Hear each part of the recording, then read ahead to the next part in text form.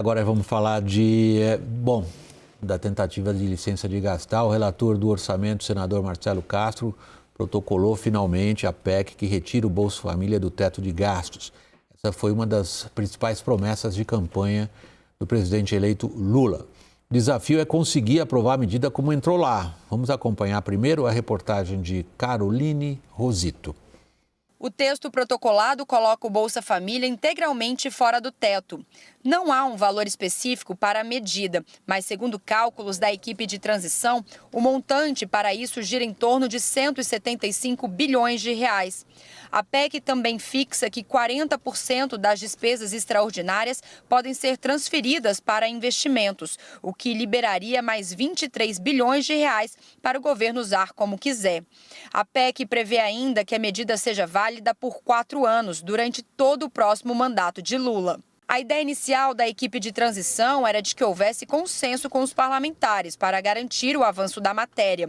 Porém, com as dificuldades de diálogo e preocupado com um prazo estreito para que o texto seja aprovado, o PT decidiu protocolar a medida logo e negociar prováveis ajustes já com os trâmites legislativos em andamento.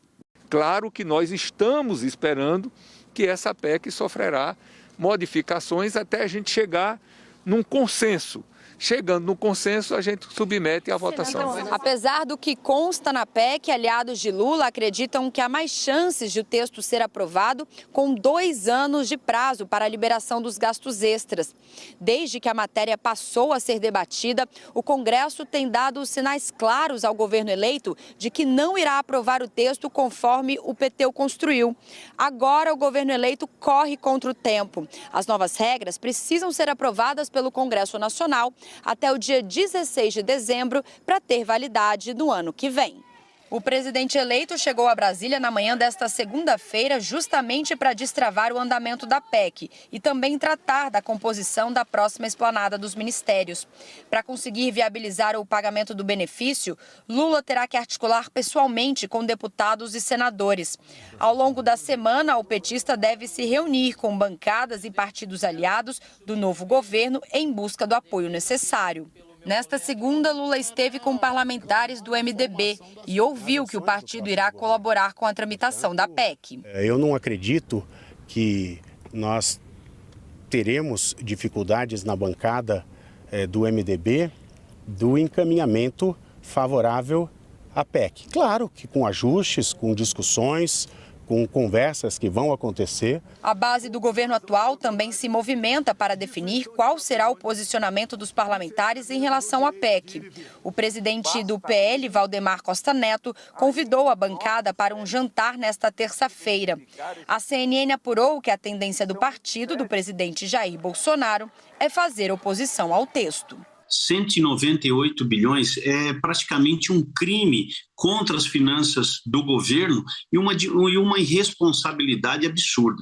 Então, eu não vou conseguir apoiar em hipótese nenhuma essa PEC. Felipe Moura Brasil, a pergunta é: quanto que está nesse texto realmente vai ser aprovado?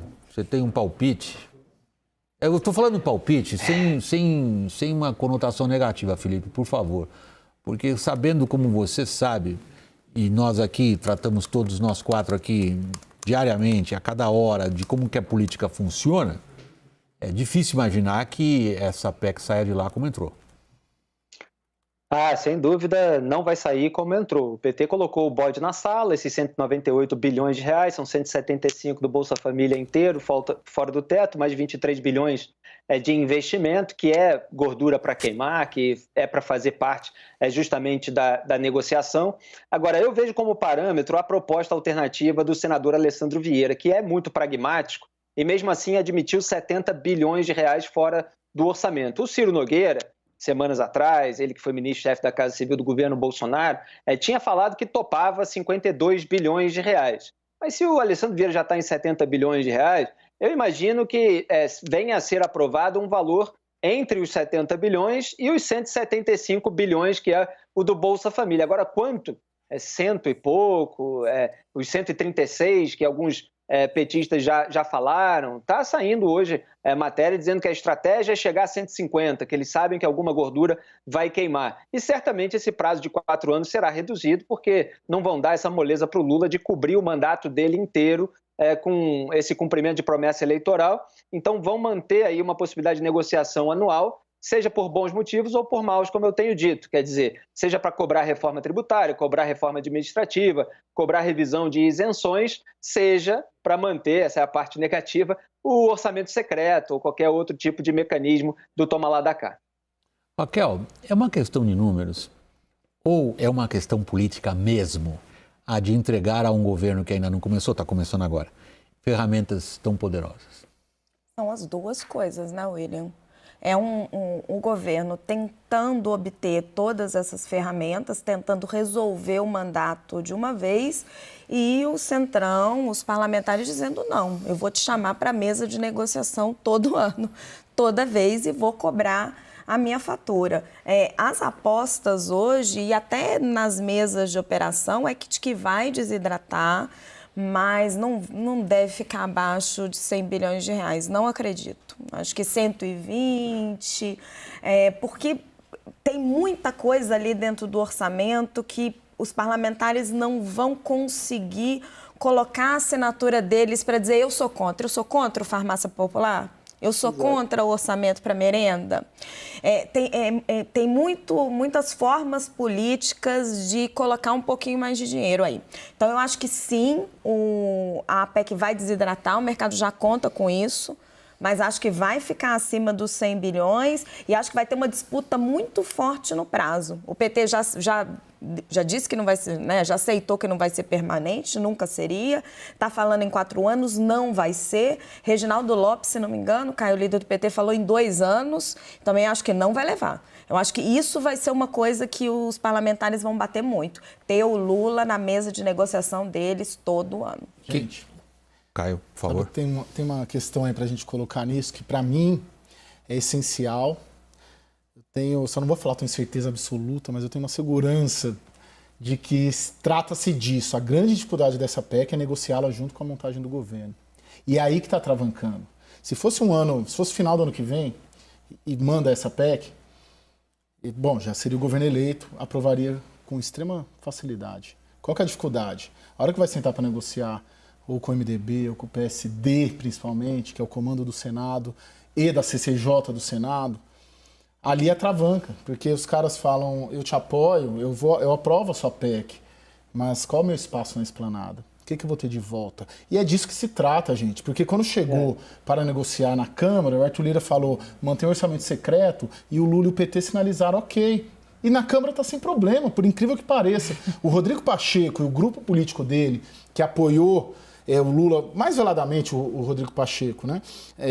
Que apoiaram o Lula em Minas Gerais, o Alexandre Silveira, que é cotado para ser o relator, ele subiu no palanque com o Lula. E esse pessoal que está travancando. Peraí. Na Câmara, o Arthur Lira falou, poxa, ó, mata no peito. Não, a vida do Arthur Lira está resolvida. Está resolvida. Então não se trata, claro, trata-se sim de 150, de 120, 80 bi, tudo isso, né? Não estou falando que não. Mas eu tenho a impressão, a sensação nas conversas que o que mais tem pesado é a montagem do governo e o que o governo troca. O Lira tinha 2 demandas, né? A eleição para a presidência da Câmara, e parece que até o PT vai apoiar ele formalmente, o que era algo assim, né? Era quase inimaginável. Como ficou armado, não tinha como não apoiar. E o orçamento secreto. Sim. Outra coisa também, quase depois de tudo que o Lula falou da campanha. Agora, a montagem do governo realmente... Então, com licença, é nessa montagem do governo que nós vamos falar agora. Quem está cotado agora no momento para assumir o Ministério da Fazenda, portanto, a montagem talvez do principal, digamos, posto nesse governo, que a economia é tão fundamental na política brasileira, é Fernando Haddad. Ele vai entregar o grupo de economistas que trata da transição a partir de amanhã. Vamos ouvi-lo e a gente volta para a análise. Passarei a integrar o grupo de economistas a partir de amanhã. Eu não fiz nenhuma reunião com o grupo de economia e depois que eu estive na FEBRABAN e fui ao presidente Lula no período da tarde de sexta-feira, ele pediu que a partir de amanhã, quando alguns economistas estarão aqui, a partir do final da tarde de amanhã, eu vou encontrá-los, alguns deles, evidentemente, para me apropriar desses assuntos. Estou autorizado pelo presidente a interagir com os integrantes do grupo de economia e, eventualmente, participar de reuniões. Felipe, temos o ministro da Fazenda? Parece que sim, né, Wagner? Parece que o Lula andou testando aí os limites da paciência de todo mundo e vai vencer pelo cansaço. Ele precisa de alguém fiel a ele. O Haddad já deu todas as provas de fidelidade, cobra, inclusive, o preço da lealdade. É claro que existe um certo receio dos petistas de cobrar demais do Lula, mas eles ficaram ao lado do Lula em momento de prisão, no momento de desgaste, fizeram todo aquele tumulto, toda aquela gritaria para que fosse solto. E muita gente aí dessa frente ampla chegou agora, né? Então, assim, para os velhos petistas é como se eles tivessem pego o bonde andando e ainda quisessem sentar na janela. Então, eles vão tentando ocupar os espaços que são o filé mignon do governo e deixar cargos secundários para esse pessoal da frente ampla, para o Lula poder fazer essa pose de conciliador. O Haddad é mal visto no mercado, como alguém que remete a esse velho desenvolvimentismo, a essa irresponsabilidade fiscal, como alguém mais arrogante, né? Alguém mais prepotente, mais dogmático. Tem gente ali que preferiu Alexandre Padilha por não ser da área, ter um histórico na medicina, então poder ouvir mais aqueles que entendem da parte financeira. Ele tem resistências no próprio parlamento, gente que não acredita no traquejo político dele, mas o Lula prefere quem é subserviente, quem topa tudo para ele. Então, é a tendência nesse momento. Raquel, o mercado, vamos caracterizar isso de um mercado. Há alguns que pensam que o mercado tem CPF, tem foto 3x4, tem endereço, tem balcão de reclamação. O mercado, na verdade, para todo mundo que lida com a economia, e aí não precisa ser nenhuma doutrina de esquerda ou de direito que for, o mercado é um conjunto de milhões de agentes econômicos que colocam as suas expectativas para fora. E se comportam assim ou assado, conforme acham que essas expectativas serão atendidas ou frustradas.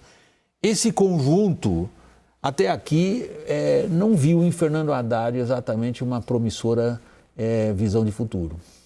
Não vê. O William tem muita resistência ao nome do Haddad. Embora tenha um grupo próximo a ele tentando vender essa ideia. Você sabe que no quebra-queixo, né, na nossa linguagem jornalística, que o Haddad deu agora há pouco lá em Brasília, ele fala que vai participar do grupo da transição, que no dia seguinte vai se reunir com o Guilherme Mello, com o Gabriel Galípolo, que é um economista que está sempre com ele, que tem uma visão mais liberal, mas nem faz parte do grupo da transição. Mas o que me chamou mais atenção é o que ele falou antes. Perguntaram para ele da PEC, e aí ele falou assim: acabou de ser protocolada no Congresso, soube pela imprensa. Então, assim, está tentando se criar uma imagem, caso ele seja indicado o ministro da Fazenda, que ele não tem nada a ver com esse estouro no teto de gastos, com essa baita farra fiscal. Isso aí foi coisa do Congresso, foi coisa da articulação política. Eu só estou chegando agora, estou tomando conhecimento agora e vou tratar das coisas que interessam para o país. Reforma tributária, reforma administrativa, vou tratar de uma nova âncora fiscal. É um discurso que ele pode até tentar emplacar, mas ele é do PT. E quem está caminhando aí com a PEC, agora tudo bem, agora a PEC é do Congresso, mas o governo eleito é do PT. Então, assim, vai ser muito difícil, depois dessa PEC, ele conseguir convencer o mercado de que ele é fiscalista. Mas eu acho que ele vai tentar. Mas ele não participou de nada dessa PEC, Raquel. Caio. O Fernando Haddad, nem os economistas. Tanto que essa PEC é chamada por muita gente em Brasília de PEC dos políticos. O que eu tô Porque quem dizendo... conduziu ela foi o Wellington Dias. O que eu estou dizendo será que isso foi proposital? Deixa eu pegar o aspecto político aí, Raquel, que me parece que é um símbolo... Aí você deixa o ministro da Fazenda limpinho na história. Raquel, tem um símbolo político aí importante que eu acho que a gente não pode ignorar na nossa conversa, que é o seguinte. Até aqui, se a gente olha a linha do tempo, sucessivos governos. Fernando Henrique foi ministro da Fazenda que se elege nas costas de um plano muito bem sucedido. De lá para cá, nós tivemos ministros da Fazenda que, de uma forma ou de outra, eram encarados como, eu vou usar a palavra, embora está ligada à política argentina, isso é sempre ruim, magos da economia. De uma forma ou de outra, pessoas capazes, seja pelas suas qualidades políticas, seja porque tinham conhecimento técnico específico nos setores de economia, prometiam trazer algo para a economia que seja transformação, sobretudo o ambiente de negócio no Brasil. É uma aposta política arriscada do Lula. William, o Haddad na economia, na fazenda, né? Porque vai desidratar. Economia, fazenda, Sim. ok, dá o nome que você quiser. Significa que o ministro da Economia será o Lula. A gente tem refletido e apurado sobre isso. O Lula coloca o Haddad, que tem ideias próprias, tem formação, mestrado, doutorado, tudo mais. Não nessa área. Não, acho que o mestrado é em economia, salvo engano. Mas em tem filosofia, enfim. Ele tem um doutorado sobre economia soviética. Que você leu. Li. O William. Eu cobri a implosão da União Soviética. Sim. William, o ministro da Economia do Lula será o Lula. E o Haddad, com o cargo formalizado lá, significa isso. Ou é isso, Lula, ou é... Caio? Perdão? Qual Lula? Em 2003, o ministro da Economia era o Lula através do Palocci e foi um Que governo... era um mago. E foi um governo fiscalista, mais liberal. Qual o Lula que vai estar travestido em Fernando Haddad? Aí sim eu concordo contigo da PEC. Porque essa PEC é a PEC do Lula. É a PEC da política, ele é o ministro dos da políticos. Economia, então não tem diferença. Não tem como o Haddad vender como um outsider. Aí a gente concorda. Porque a PEC do estouro é uma PEC do Lula. Que o Lula mandou, o Lula pediu, o Lula bancou um 75 bi, que depois cresceram mais 23 bi. Aí sim, os economistas chegaram depois e nem chegaram. A gente tinha apuração disso. Mas não estou falando dos economistas, estou falando do Haddad. Felipe, você, para começar a brincadeira que eu fiz com você agora no segundo segmento, você tem algum palpite sobre qual Lula vai surgir como ministro da Fazenda? Porque aqui parece que na nossa roda o consenso que ele é o ministro da Fazenda. Lula é Haddad, Haddad é Lula. Esse era o slogan, inclusive, que a candidatura do Haddad usava na campanha de 2018. Aliás, o Ciro Gomes criticava o Lula por ter escolhido o Haddad, depois de ter perdido para o João Dória em São Paulo, de não ter apoiado a candidatura dele.